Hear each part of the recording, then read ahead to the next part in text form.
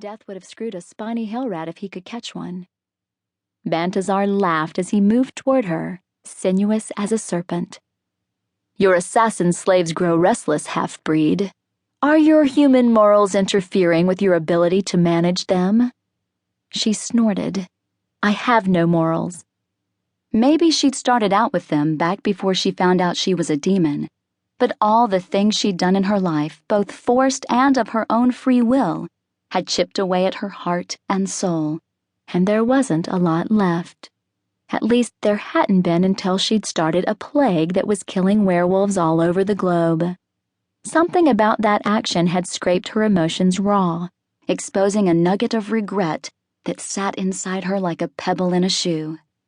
And now there'd been a mysterious increase in the number of hits put out on werewolves, wargs as they like to be called, and she was having a hard time bidding on contracts that would set her assassins against them.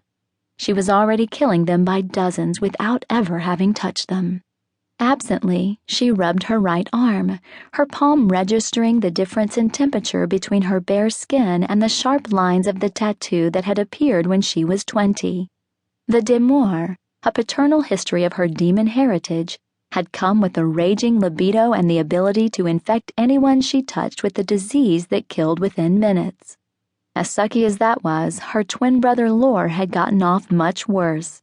She could at least control her gift. He couldn't touch anyone but his siblings and mate without snuffing them.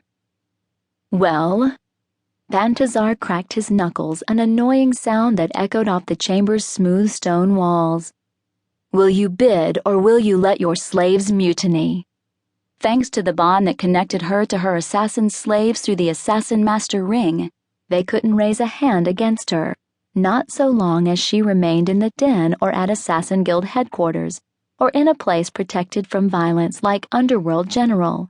But they could attack her anywhere else in Sheol or above ground, in the human realm, which was why assassin masters rarely left their dens. For the millionth time since she had accepted the position of assassin master, she cursed her situation.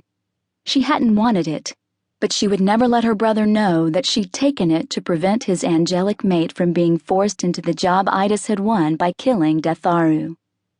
Idis would have lost her soul over this job, and since Sin figured she'd already lost hers, yeah, no big deal. Snagging a double-ended penknife from the hip pocket of her leather pants, she scrawled an absurdly high monetary figure on the parchment. She signed, and then flipped the pen over and sliced her thumb with the sharp blade. A drop of blood splashed onto the page, and instantly, red, pulsing veins sprouted from the fluid and wove their way through the document. Within seconds, the parchment had gone from a crisp, stiff square of dried skin to a pliable, warm scrap of flesh that would become a binding contract if the individual behind it accepted her bid. Disgusted, Sin handed the thing back to the Nethul, her stomach churning as she sauntered to the exit. That was hard for you, Lycus said, after the huge door slammed shut. From behind her, his hands came down on her shoulders, his fingers kneading, but his touch made her tense up only more. Take me up on my offer. Mate with me. We'll rule the den together. Are you deaf or just really stupid? Not once since taking this job had she committed violence against one of her underlings, but she really was tempted to turn around and introduce her knee to his balls. How many times do I have to say no? His lips brushed the top of her right ear. I can say no as well. She stiffened. Blackmail Lycus? He was one of her few precious bedmates now. Since becoming master of the den, most of her assassins, the ones who had shared her bed for years, had become wary or afraid of her. Although it was within her rights to force them to service her, she would never do so. Lycus allowed her full use of his body, but it wasn't because he knew that she'd die without sex. He wanted her job, wanted her as his mate so he could assume shared control over the den.